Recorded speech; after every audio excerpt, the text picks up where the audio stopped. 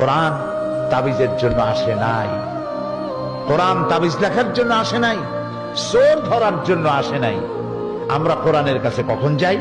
মসজিদের ইমাম সাহেব মৌলানা সাহেবের কাছে যাই, হুজুর আমার তো বইয়ের স্বর্ণের চেন চুরি হয়ে গেছে, একটু চাউল পোড়া দেন। বিশ্বাস করুন, চাউল পোড়া দিয়া যদি চোর ধরা যেত, অন্তত মুসলিম রাষ্ট্রগুলিতে পুলিশের চাকরি থাকতো না। সমস্ত মুসলিম দেশের থানাগুলিতে চাকরি হতো মৌলভী সাহেবদের। সেখানে বস্তায় বস্তায় চাউল দিয়ে বলা হতো, আপনারা চাউল পড়বেন আর চোর ধরবেন।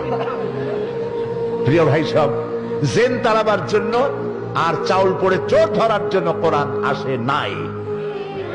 কোরআন এসেছে একটি সুখী, সমৃদ্ধশালী, শোষণ মুক্ত, দুর্নীতি মুক্ত, একটি ভীতিহীন, নিরাপত্তাপূর্ণ, একটি সমৃদ্ধশালী রাষ্ট্র উপহার দেওয়ার জন্য কোরআন এসেছে।